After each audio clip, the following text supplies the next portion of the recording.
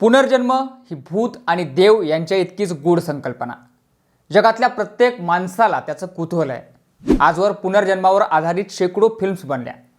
अनेकांनी पुनर्जन्माचे दावेही केले. काही लोकांनी तर पुनर्जन्म घेता यावा म्हणून अघोरी पूजा यज्ञ केल्याच्याही घटना जगभरात घडल्यात.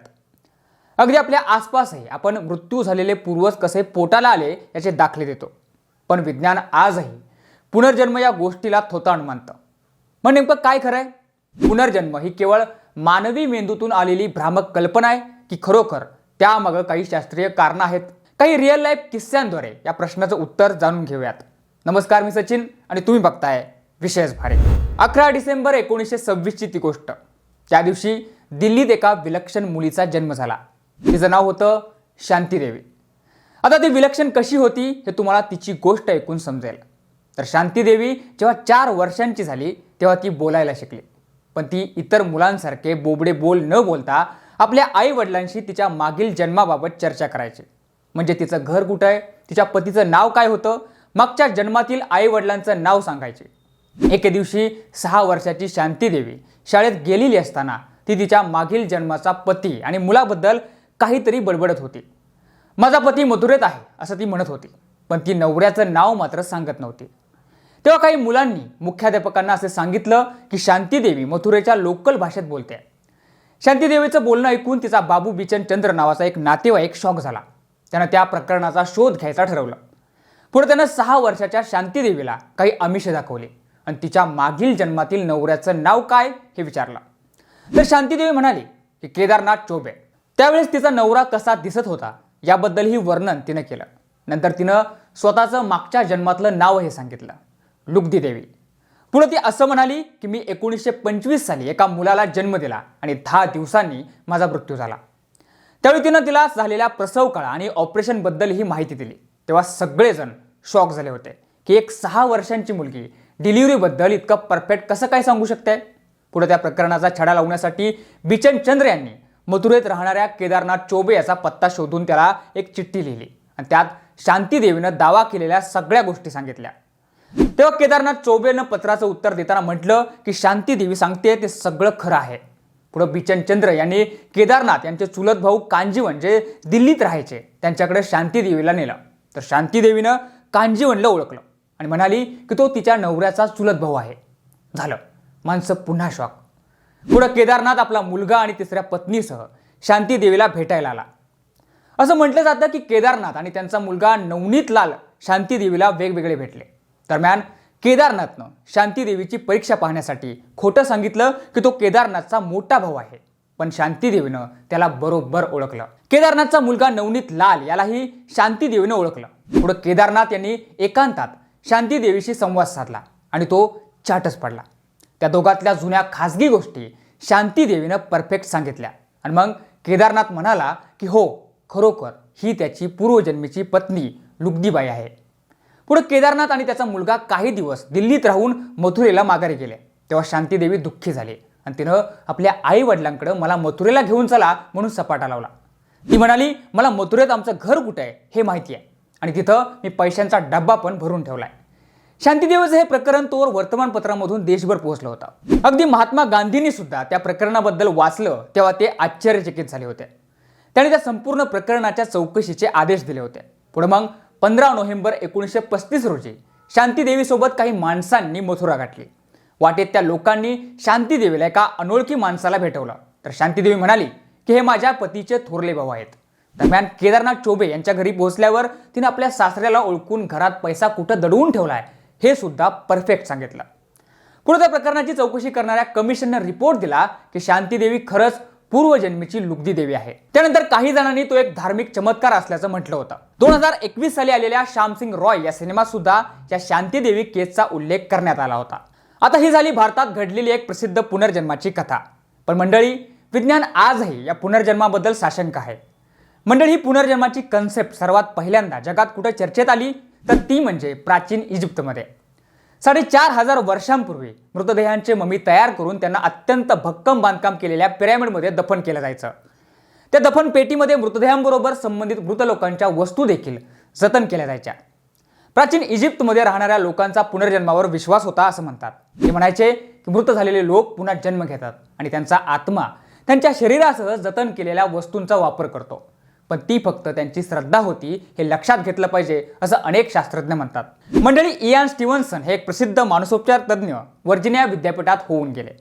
1957 साली ते पॅरासायकोलॉजीवर स्टडी करत होते.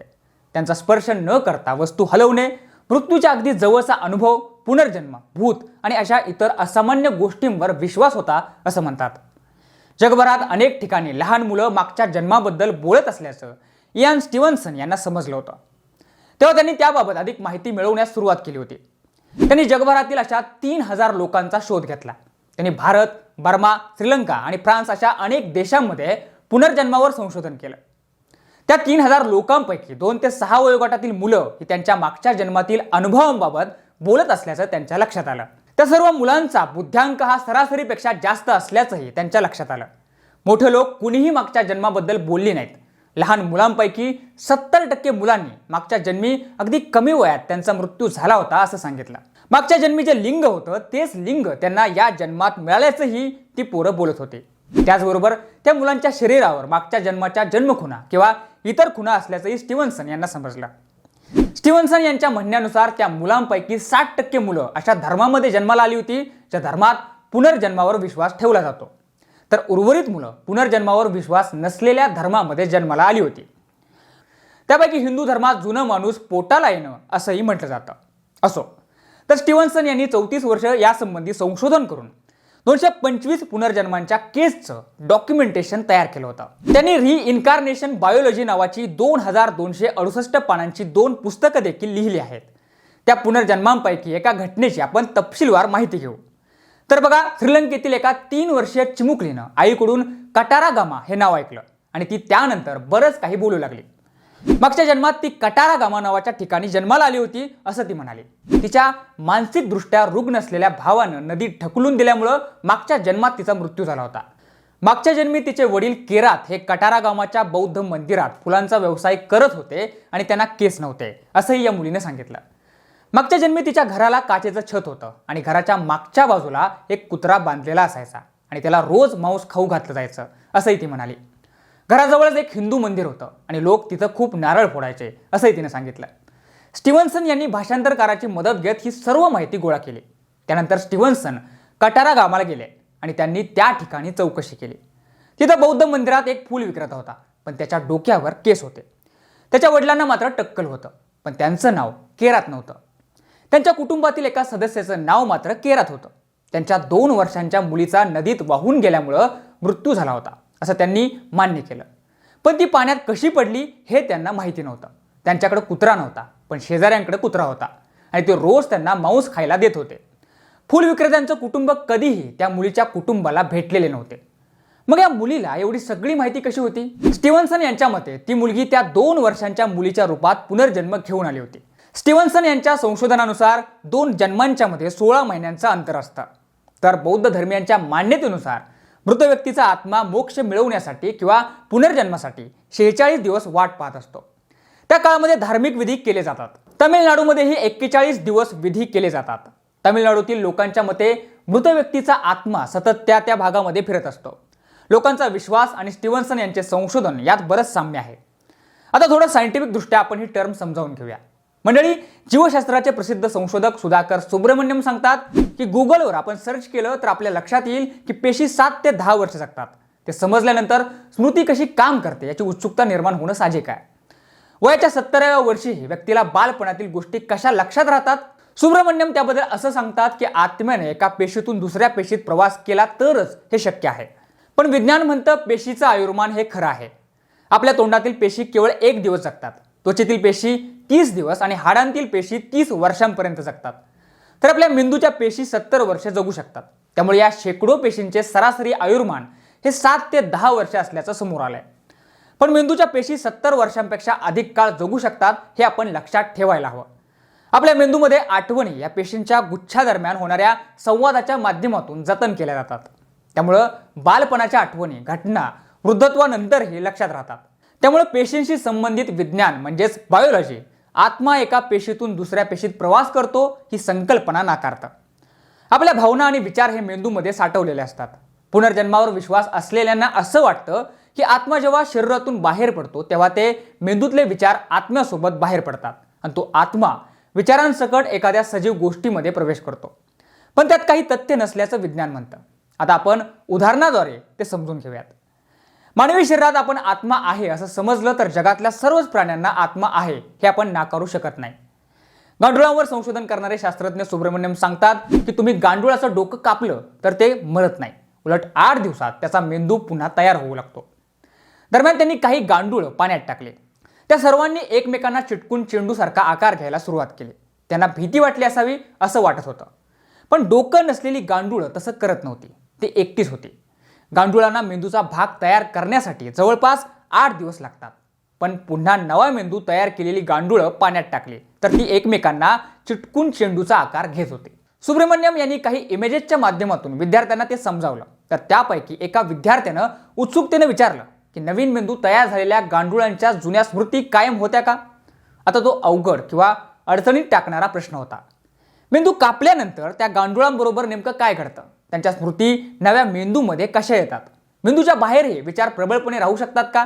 या प्रश्नांची उत्तरं बायोलॉजिकल रिप्रोडक्शन या माध्यमातून सुब्रमण्यम यांनी दिली.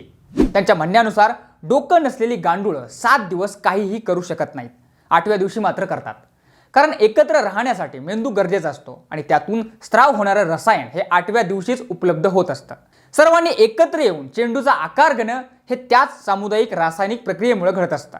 दुसरं काहीही नसतं. त्या संशोधनाचं आणखी चांगल्या प्रकारे देखील स्पष्टीकरण देता येऊ शकतं. आपण त्या गांडुळांना एखादं काम करण्याचं प्रशिक्षण देऊन त्यानंतर त्यांचा मेंदू कापू शकतो. मेंदू पुन्हा तयार केल्यानंतर त्यांना आधीचं काम लक्षात राहतं की नाही हे आपण तपासू शकतो. पण त्यासाठी गांडुळांना काय काम दिलं जाऊ शकतं याचा विचार होणं गरजेचं आहे. पण मंडळी, तसं पाहिलं तर पृथ्वीवर राहणाऱ्या प्रत्येक सजीवासाठी साधारण भौतिक नियम हे सारखेच असतात. मग ते गांडूळ असो वा माणूस. सुब्रमण्यम यांच्या मते त्यामुळे जगभरातील इतर अनेक शास्त्रज्ञ स्टीव्हन्सन यांच्या त्या पुनर्जन्माच्या संशोधनाला विरोध करतात. स्टीव्हन्सन यांचं संशोधन हे प्रमाणित नाही आणि संशोधन पद्धतशीर झालं नसल्याचं इतर संशोधकांचं म्हणणं आहे. म्हणजे एखाद्या मुलानं काही कथा सांगितली तर जगभरात कुणीतरी असं असेल ज्याचं वर्णन त्याच्याशी तंतोतंत जुळू शकतं. हा निव्वळ योगायोग असू शकतो. शास्त्रज्ञ म्हणतात की अशा कथा म्हणजे योगायोगच समजायला हवा. त्या कथा गोल गोल फिरवून त्याचा पुनर्जन्माशी संबंध जोडणं योग्य नाही. त्या सर्व मुलांचा पुनर्जन्माशी संबंध जोडण्याऐवजी त्यांच्या मानसिक स्थितीचा अभ्यास करायला हवा. लहान मुलं खोटं बोलत नाहीत असं आपल्या समाजात मानलं जातं. पण त्याचबरोबर लहान मुलं अत्यंत कल्पक असतात आणि अगदी खऱ्या वाटतील अशा गोष्टी ते सांगू शकतात हेही आपण मान्य करायला हवं. पुनर्जन्माची संकल्पना सिद्ध करता येऊ शकते का याबद्दल अनेक जणांचं असं मत आहे की पुनर्जन्माची संकल्पना खरी आहे हे सिद्ध करण्याचा एक मार्ग आहे. आपण स्टीव्हन्सन यांच्या संशोधनावर पुढे काम सुरू ठेवणार. आता ऊर्जा संवर्धनाचा नियम सांगतो की ऊर्जा निर्माण केली जाऊ शकत नाही किंवा नष्टही केली जाऊ शकत नाही. केवळ ऊर्जेचं एका रूपातून दुसऱ्या स्वरूपात रूपांतर केलं जाऊ शकतं. पुनर्जन्माची संकल्पना सत्य असेल तर आत्म्यानं ऊर्जेसारखं वर्तन करायला हवं. तसं झाल्यास जगातील आत्म्यांची संख्याही कायम समान राहील आणि ते आत्मे केवळ वेगवेगळ्या वेळी वेगवेगळ्या शरीरात प्रवेश करतील. शैव सिद्धांत तत्वज्ञानातही अशीच संकल्पना मांडण्यात आली आहे. पण खरं पाहिलं तर जेव्हा पृथ्वी तयार झाली होती तेव्हा तो फक्त आगीचा गोळा होता. त्यानंतर हा गोळा थंड झाला आणि नंतर त्यावर जीवसृष्टी निर्माण झाली. जीवसृष्टीच्या या एका कणापासूनच सर्व प्रकारच्या प्रजाती विकसित झाल्या. विज्ञान असं सांगतं की जीवनाची सुरुवात एकापासून झाली आणि त्यानंतर लाखो कोट्यावधी प्रजाती तयार झाल्या. त्यामुळं शैव संकल्पना खरी नाही. सध्या आत्म्यावर संशोधन होण्याची काहीही शक्यता नाही. पण तरीही फेब्रुवारी 2007 मध्ये स्टीव्हन्सन यांच्या निधनानंतर व्हर्जिनिटी युनिव्हर्सिटीचे प्राध्यापक डॉक्टर जिम टकर यांनी ते संशोधन पुढे सुरू ठेवलंय. त्यामुळे आता मुलांच्या कथांवर विश्वास ठेवून पुनर्जन्माची संकल्पना मान्य करण्याऐवजी आपण संशोधनातून ती संकल्पना सिद्ध होण्याची वाट पाहूयात. तोपर्यंत केवळ आख्यायिकांवर आधारित पुनर्जन्मावर शास्त्रज्ञ आणि सायन्स विश्वास ठेवणार नाही. आता ही झाली एक घटना. मला माहिती आहे तुम्हाला यातून बऱ्याच गोष्टी क्लिअर झाल्या असतील. पण तुम्हाला यावर अजून जास्त जाणून घ्यायची इच्छा असेल म्हणूनच आपण पुनर्जन्मावर आधारित याहीपेक्षा एका अजून खतरनाक रिअल घटनेचा दाखला देऊन व्हिडिओ बनवणार आहोत. भेटू लवकरच दुसऱ्या भागात. पण जाता जाता आम्हाला कमेंटमध्ये तुम्ही तुमच्या आसपास अशी पुनर्जन्माची गोष्ट कधी ऐकली का हे आम्हाला कमेंट करून नक्की सांगा.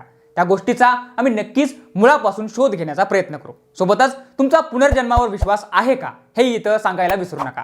जर हा व्हिडिओ आवडला असेल तर लाईक आणि शेअर करा. सोबतच आपल्या विशेष भारी या YouTube चॅनेलला सबस्क्राईब करायला विसरू नका. धन्यवाद.